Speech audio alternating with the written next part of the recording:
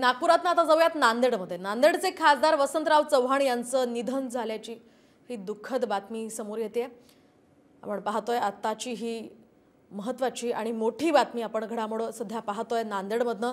नांदेडचे खासदार वसंतराव चव्हाण यांचं निधन झालेलं आहे। हैदराबादच्या किम्स रुग्णालयामध्ये त्यांनी अखेरचा श्वास घेतलाय। पहाटे 3 वाजता वसंतराव चव्हाण यांचं निधन झाल्याचं कळतंय आणि या पार्श्वभूमीवर राजकीय वर्तुळामध्ये सध्या शोककळा पसरली आहे।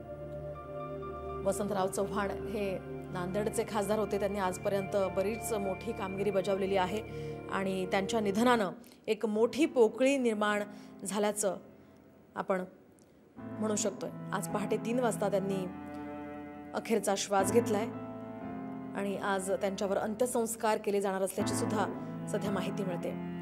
दरम्यान हृदयविकाराच्या झटक्यानं त्यांचा मृत्यू झाल्याचं समोर येत आहे।